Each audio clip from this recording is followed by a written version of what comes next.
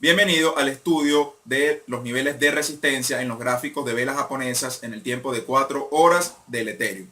Como la teoría del análisis técnico nos indica, los niveles de resistencia es un área donde llegó el precio y se devolvió. Es decir, en estos niveles la compra perdió fuerza y se activó la venta. Entonces vemos que para tener un área de resistencia válida debemos tener un área donde el precio se devuelve con una cierta frecuencia. Puede ser que no sea de la manera más precisa porque son áreas o niveles de precio, ¿ok?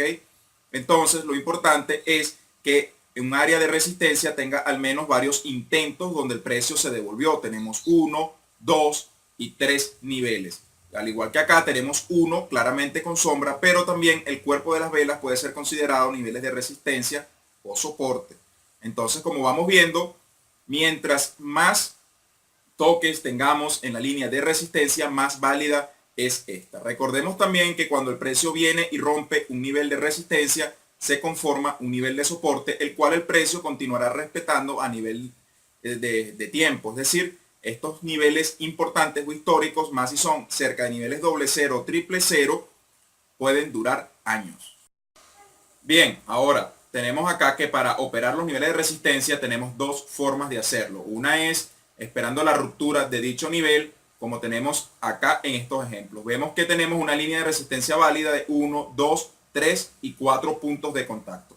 Lo que tenemos que esperar acá, y la clave es que las velas o el precio rompan los niveles de resistencia con relativa fuerza, como podemos ver acá. Una vez que eso ocurra, recordemos que el nivel de resistencia va a pasar a ser un soporte, y como vemos acá, si el mercado retrocede, lo cual llamamos un pullback, encontrará que la resistencia es soporte y impulsará de nuevo el precio al alza. Entonces siempre debemos operar esperando que las velas que se forman sobre los niveles de resistencia tengan un cierto volumen y un buen tamaño. Recordemos que existen los falsos positivos y puede ser una vela que llegue a esta área como esta y retroceda dejándonos sombras y luego el mercado se venga en nuestra contra, inclusive pudiendo cambiar de tendencia. Por ello que debemos esperar a una confirmación relativamente buena de dicha ruptura.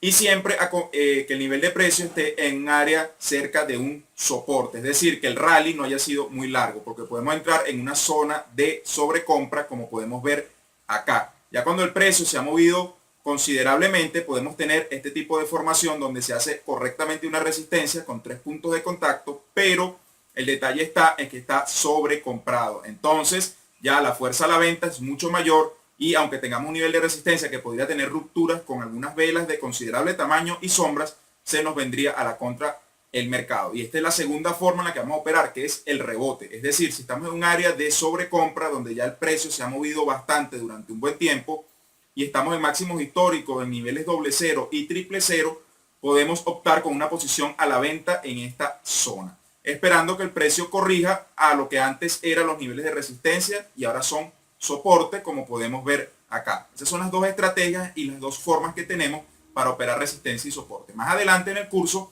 iremos viendo lo que son los diferentes patrones en las velas que nos indican y nos dan señales de continuación o de reversión, que debemos combinarla con los estudios de soporte y resistencia para mejorar nuestras oportunidades de trading.